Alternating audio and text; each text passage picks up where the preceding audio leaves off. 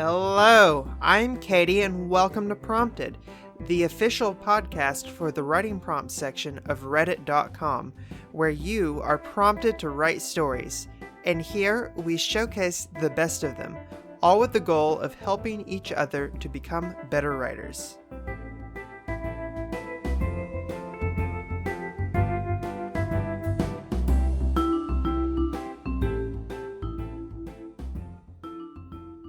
Hello everyone and welcome back to Prompted. As you can tell, there is a new host, which is me. I am Katie. I will be taking over the podcast along with the help of two others who will also be recording their own episodes. Their names are Giglomesh and LLCoolBrap. They each have a story for you today, as well as myself. Now, normally these episodes will take a theme, but the theme for this one is special in that we all got to pick sort of whatever we wanted. And I think that will help you get a little bit of insight into our personalities and what we like as both authors and readers. I hope you all enjoy, and we will be starting with LLCoolBrap's reading. Well, seeing as I drew the short straw, I'll start us off with the first story of the day. I chose this prompt because, quite frankly, it suits me quite well and it put a smile on my face. The prompt itself was submitted by Good Boy M and is called "The narrator keeps flirting with the reader and the protagonist is getting annoyed by it." The prompt response, written by TheWibbleyLever, was a lot of fun to both read and record. I hope you enjoy it as much as I did. So, let's get to it. I almost said it, but I think you're too good for some stupid pickup line. I mean you, of course, the one reading this right now. And yes, I know you're there and I can see where you are at this very moment. I think you are quite the alluring individual. Has anyone ever told you that? Hey! Some annoying person said out loud, interrupting this personal moment. Are you going to get started, or what? Ignore him. I'd rather just be looking at you instead of telling some story. I know you can't see me, but I can see you, who I find to be a very attractive person. In front of you is me, as a seemingly sentient wall of text, but I am willing to prove that I can be more than that. If it's too uncomfortable, you can imagine me however you like, of course, whatever you like me to be. The annoying boy began snapping his fingers, trying to get some semblance of order among the story. Do you do this to everyone who starts reading? Is this how it's going to be? Because I can find someone else. Whatever. Don't listen to that. You're the only one for me. Promise. Maybe we should take this somewhere else. Anywhere you like. I guess I will have to take the lead then. How about here? The roof of an old tower that sits on the tallest green hill, and all around is nothing but snowy peaked mountains and open grassy fields. The sun is shining, and the sky is clear, save for a few white clouds here and there slowly passing through.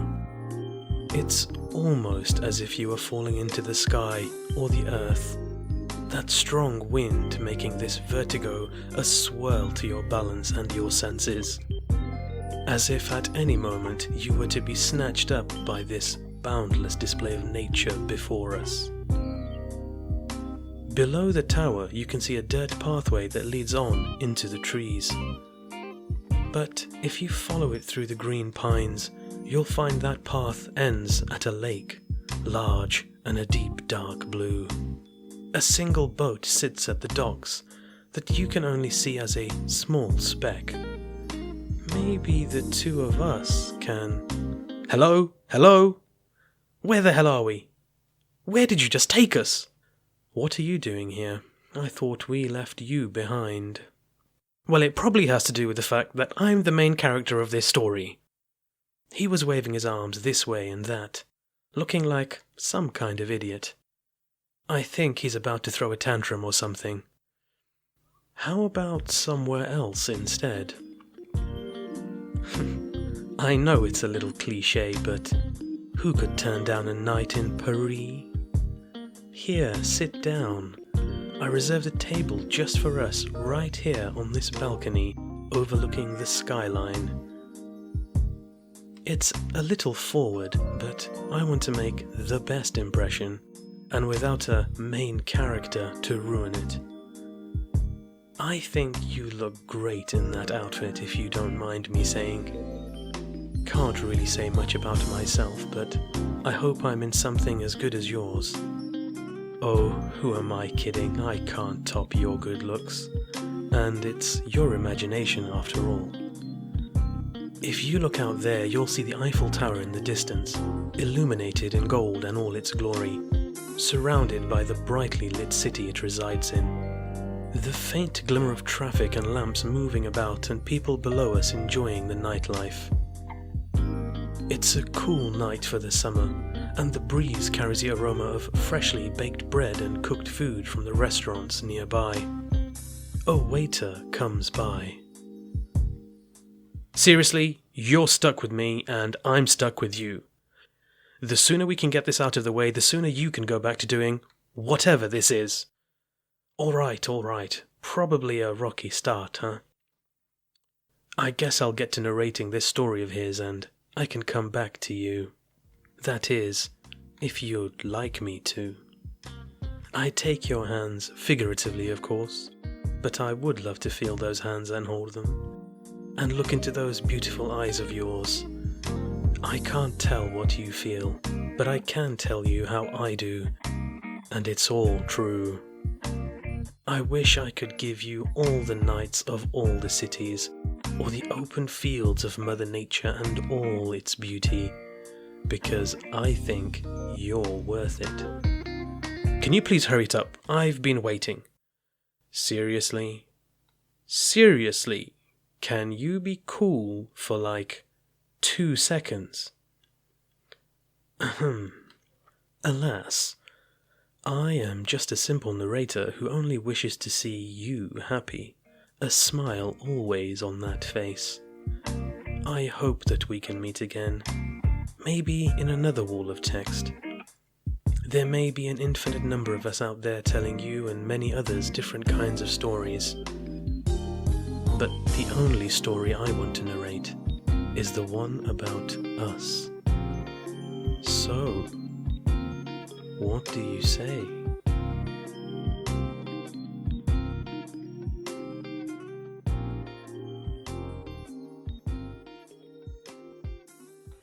So, this next prompt is narrated by myself.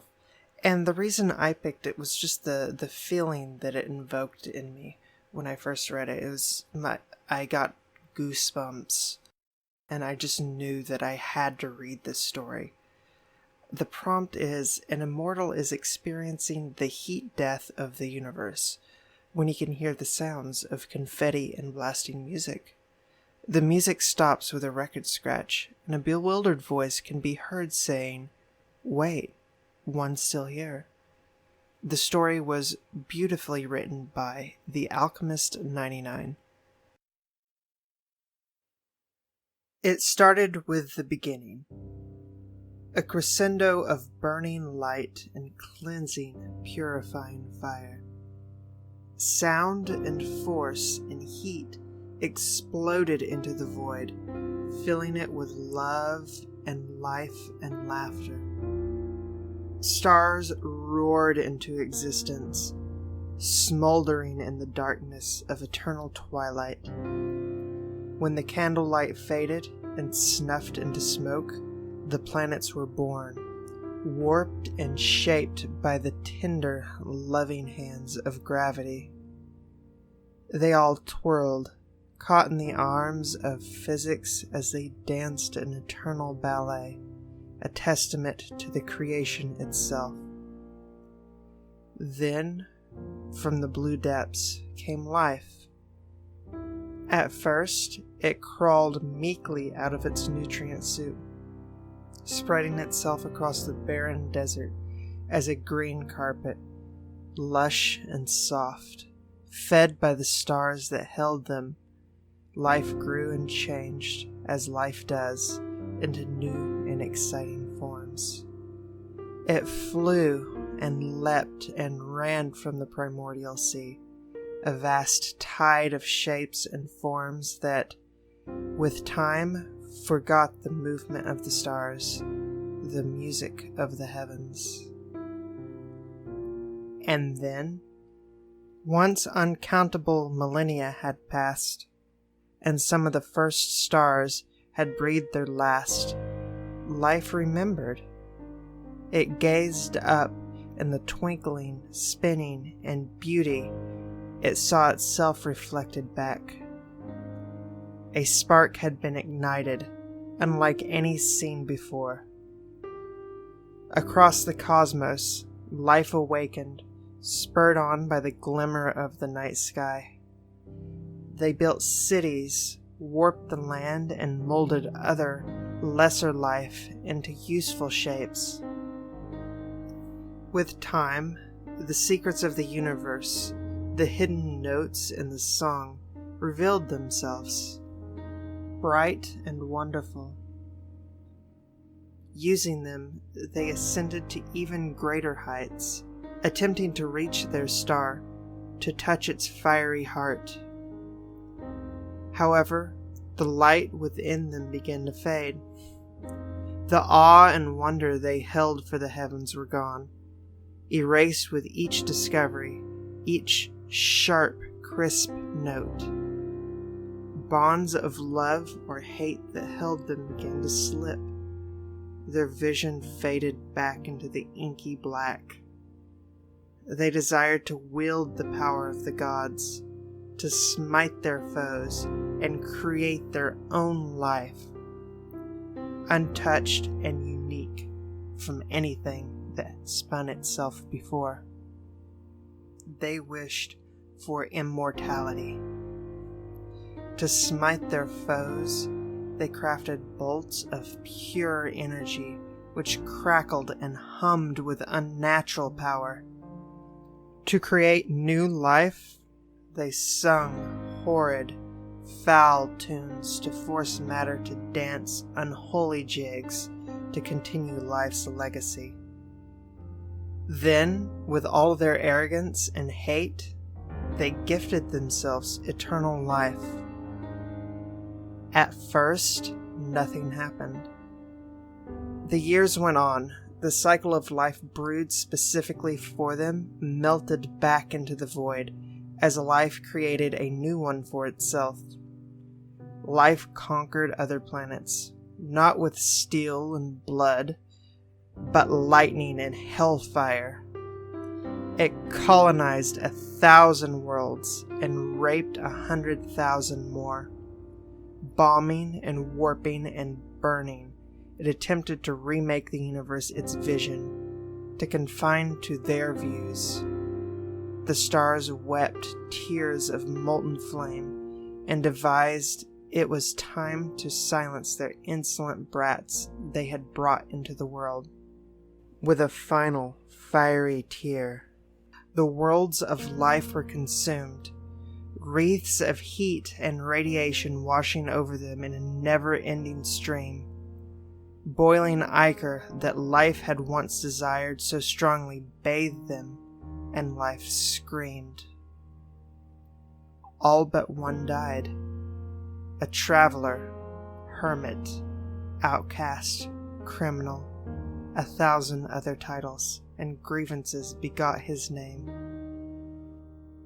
He flew silently into the quiet, frozen night, surfing eddies of gravity and propelled with solar winds. The molten chains and whips that the stars lashed his fellows with missed him, throwing him deeper into the void. He floated there, suspended like the countless cybernetics life had produced. Immortal, Unchanging, unforgiving, he sped on, the stars hounding him at every turn. But now, even gods can die. The stars forgot about the traveler. The thought pushed from their minds as their glow became fainter and fainter in the twilight. To survive, they ate their children, the planets and moons and asteroids, burning them in their furnace hearts. What little alien life survived was eradicated as the vibrant song of creation softly began to close. Then, with a final, hollow gasp, the melody stopped. Everything fell from its place, the stars winking out one by one, unable to endure the maddening silence. And yet the hermit continued to go on, sailing on the eternal black sea, carried by what little gravitational tides remained. Finally, the minute energy left in the universe, the final pulse present after death, sparked into nothingness. All was quiet, silent, and the outcast awoke. The void opened its vast black eyes, fished from her deep slumber, and said, "What are you doing? You're supposed to be dead." "I am the traveler, the hermit, the outcast, the criminal, and more." "What is your name?" he whispered. "I am the void. I am the nothing, the pit of darkness, the never-ending silence. You should be dead," cooed the void, impressed by the spirit of the traveler. "I am bound, but not alive. What I am is a mockery, not a proud king or fat bishop, but a blind fool." "I am here to steal your heart," he replied. "Is that so? How do you endeavor to do this? Little traveler, what will you do to me?" "I am everything and nothing," mocked the void. "You forget. I'm the criminal," grinned the traveler. Reaching out into the savage maw, plunging deep into the hidden cavity of the void, the traveler plucked out her heart and tossed it into the darkness. And with that, there was light.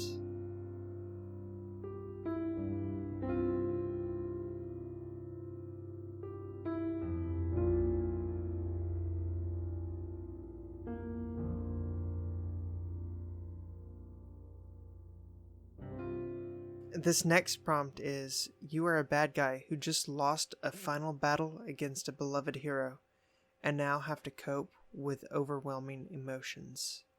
The story is written by user dizzybagel.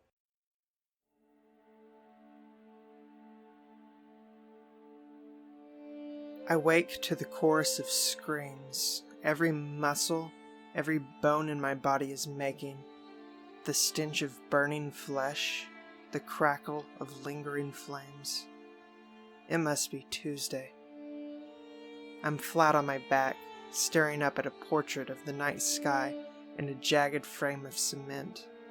The perfect stars are shining down, oblivious to the wreckage they hang over. So bright, so beautiful, they mock me.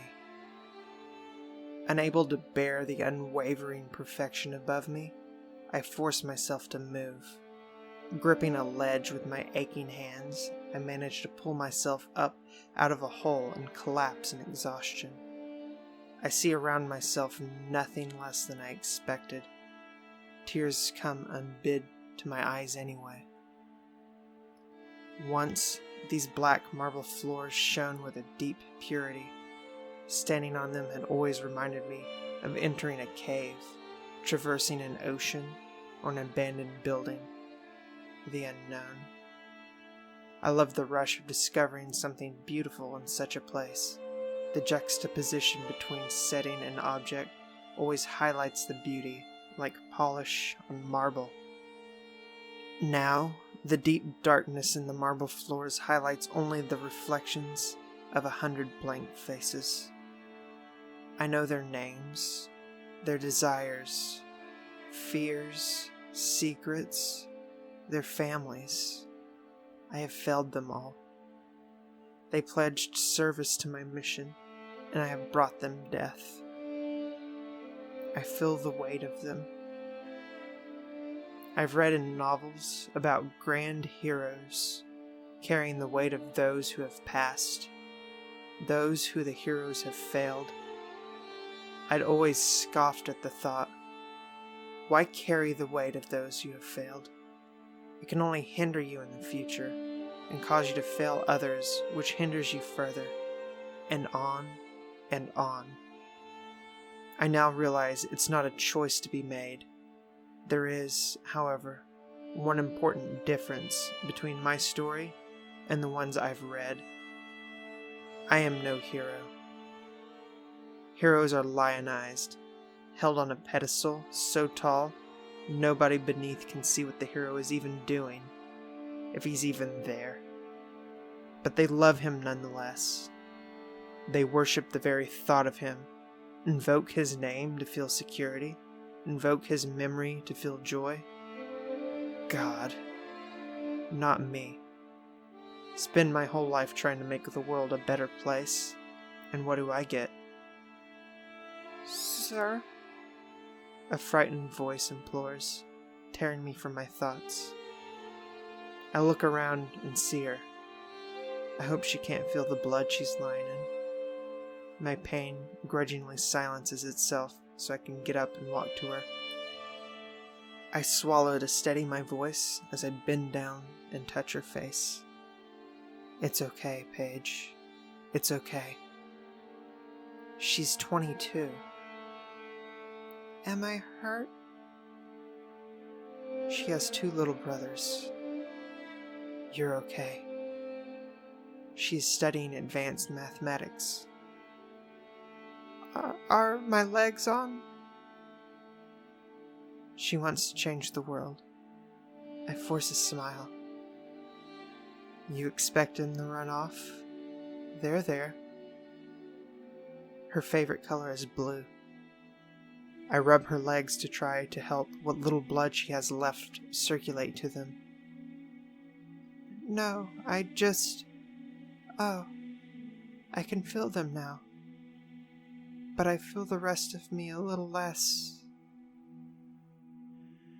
She has a crush on Ralph. It's okay. You'll feel better if you sleep. Just close your eyes. She has a soul of gold. Paige's face fell closer to the floor as her expression fell from confused to concerned, finally to blank as her lips touched the now dark pool around her. I feel the nameless weight grow, and I collapse into endless sobs. The marble floors consume me, and, for the first time, there is no beauty to be found in the darkness.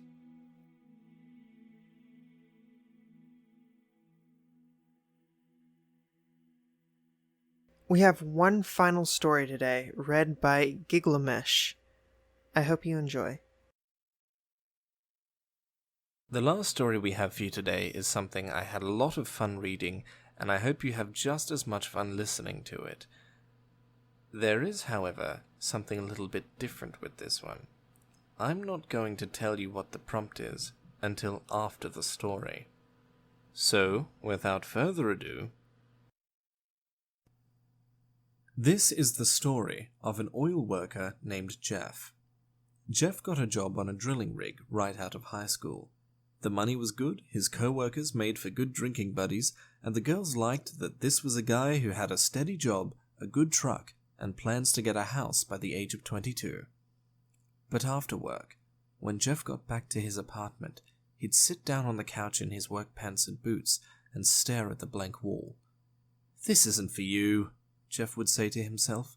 "You're a rig hand now, and in a year you'll be a motorman, and in another 2 years you'll be a derrick hand, and in another 3 you'll be a driller, and last of all, you'll be a tool pusher. The money goes up, the work changes, but the job stays the same. You'll be the same, just older." His work schedule called for 12-hour shifts, 2 weeks on, 1 week off. On his weeks off, he signed up for acting classes. He nearly quit during the first class. The teacher, Abigail, a middle-aged woman in layered skirts, had him pretend to be an upset child. Jeff threaded his fingers together. He looked at the tips of his shoes. "Go ahead," Abigail said. "I'm angry," Jeff said. "Don't tell us you're angry," Abigail said. "Be angry. Show us how a child behaves when he's upset." Jeff made fists and stomped his foot.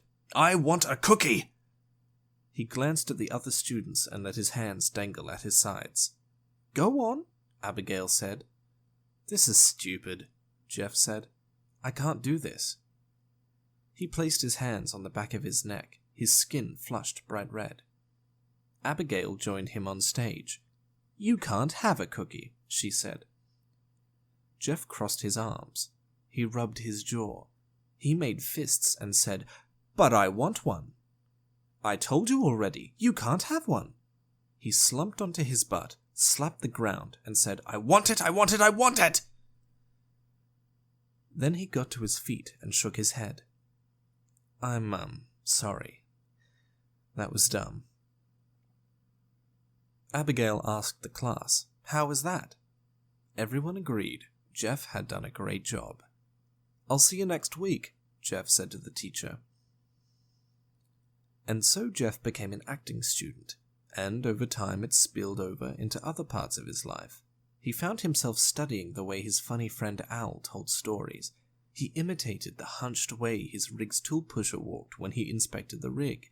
He took notes about the sorts of things his co-workers would do and say when they were excited, sad, tired, or angry. After a few months, Abigail told the class they'd be putting on a play at the community center. "It's a play about a prince who pretends to lose his mind," she told them. "I'd better be the prince," Jeff said. "I'd have to be crazy to be in a play." "That's right, Jeff," Abigail said. "You'll be Hamlet." On a complete side note, have any of you noticed how quiet it gets when I'm not talking? Everything goes white, and I hear it quiet. So quiet that it makes me think of dying. Never mind. The play was long and complicated. Jeff had to not only memorize Shakespearean monologues, but learn to deliver them with feeling. He continued practicing in those spare moments he could find at the rig. One day, his friend Al overheard him. "To be or not to be," Jeff said. "You guys hearing this?" Al called to Jeff's co-workers. "Jeff's saying that to be thing." "No, I'm not," Jeff said. "To be or not to be," Al said. "The shit does that even mean?" "It's about killing yourself," Al called out. "And he's thinking of killing himself. Man, I would be too if I watched plays." When Jeff and Al got back on the rig, the tool pusher said, "Get your head out of your arse, Jeff." On his next week off, Jeff told Abigail that he was backing out of the play. "I'm too busy with work," he said, and handed her his copy of the script. Abigail asked him to sit down with her. "My mum broke horses for a living. Loved it. Wore riding chaps in the house, and she wanted me to break horses too, but the first time I got on a horse it bucked me. My head hit a fence post. That put a scare in me like you wouldn't believe. and I couldn't go near a horse without getting all shook up. For years my mum tried to get me to come around. She told me that doing anything else would make me a waste of a daughter, so I hid my acting from her. Then, one day, she dropped in on me at school without letting me know, as a surprise, and she saw me in the theatre rehearsing for the school play. Abigail smoothed her mini skirts. That evening at dinner, she handed me a book of theatre exercises. She'd bought it that day after she left my school. So you're saying I should tell my mum I like acting? I'm saying that when people see someone trying hard, they respect them for it, no matter what they're trying to do. Abigail handed Jeff his script. Stay in the play. It's so quiet. It's making me uncomfortable. Like, all through that monologue just now, I forgot about the quiet, but then when I got to the end, I paused, and it was like, wham! You know? I'm just getting a little worried here. Jeff kept at it. He learned his lines, memorized the blocking, attended as many rehearsals as work allowed, and got fitted for a Victorian costume, though he did make them promise he could wear pants instead of tights. 2 weeks before their opening show, Jeff asked his tool pusher for the day off. "What do you need it for?" the tool pusher said. "My mum's going in for surgery, and she needs me with her." "What's she getting done?" Her spine needs straightening." "How's that?" "It's bent. It needs to be straight." The tool pusher set down the pipe wrench he'd been fiddling with. "You're feeding me a line of bullshit." I'm not. It's true." "No day off. Get back to the rig." The tool pusher went back to fiddling with the wrench. Jeff laid his hands flat on the table. "It's for a play. I'm gonna be in a play." The tool pusher held one of his nostrils shut and snorted with the other. "Yeah, I knew that. We all know you're fancy. You want a day, you can have a day. Just don't lie to me." I don't know what to say." "Why say anything? Get back to work." What will happen when this story ends? I'll have nothing to say. You'll move on with your life and I'll be suspended in eternal white space. Have you ever experienced absolute silence? I mean silence that goes beyond an empty field or a quiet room. I mean the sort of silence that muffles every sound except the ones made by your own head. They say that in absolute silence, you hear the blood moving around inside your inner ear. They say the sound drives you insane. Try it. Listen to this.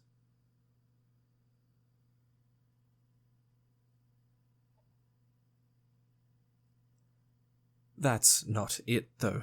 That's an on-purpose silence. There's those dots there. It's the silence of a group of people sitting around waiting for someone to speak. Awkward, sure, but not madness-inducing.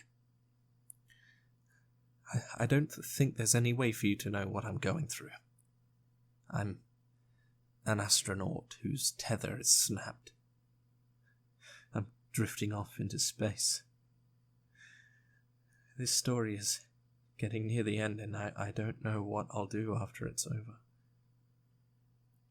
And so the day of the big play came, and Jeff got up on stage in his Victorian costume, and Abigail performed the hell out of her Ophelia, and when he delivered the big to-be or not-to-be monologue, Jeff wasn't thinking about living or dying. He was thinking about whether a man should be true to himself or not, and up there on stage, with all the lights on him and the crowd out there watching him, he knew he'd made the right decision.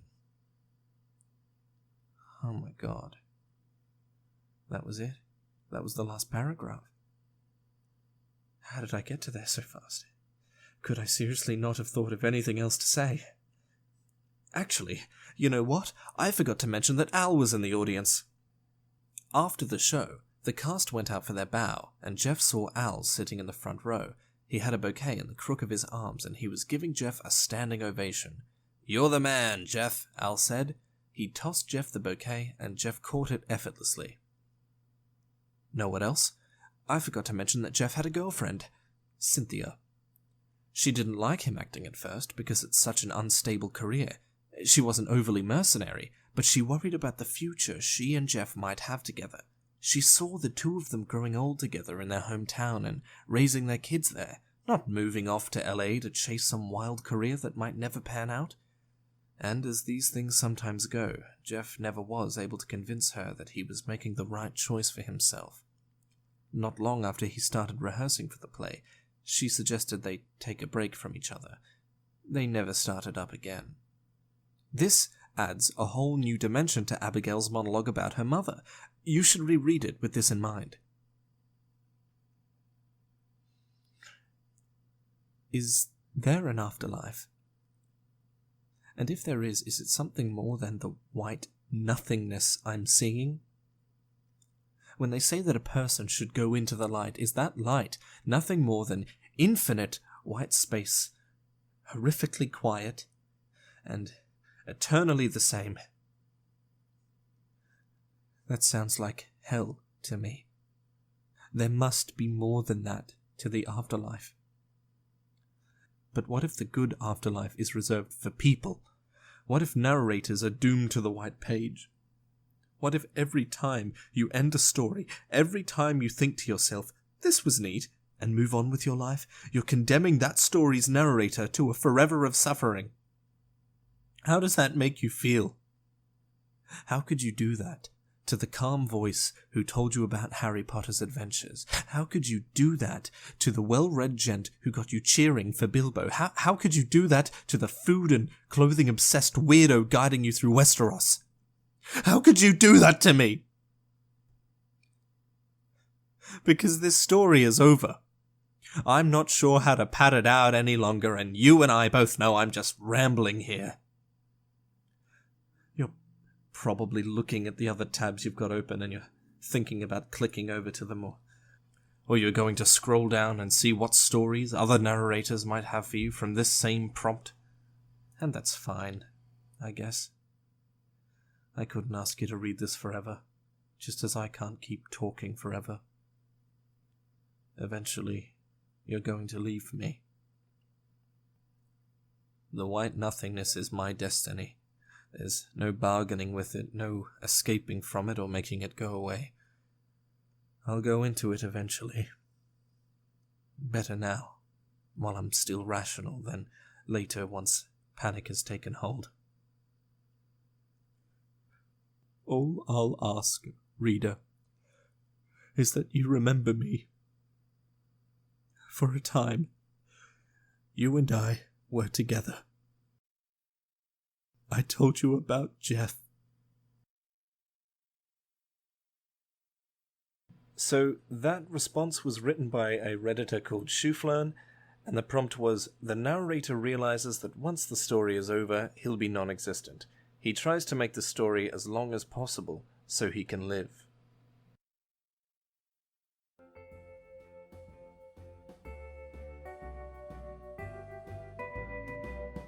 And that's the show. I hope all of you are as excited for this as we are. Please come and leave a comment on the official Reddit for this podcast. It is located at reddit.com/r/prompted. All links and resources used in this podcast will be listed below, as well as all the authors' personal blogs and subreddits. If you enjoyed any of the writing here, please be sure to go and check out their other stuff. I hope that you enjoyed this, and I hope that you tune in next time. And remember, good words, good writing.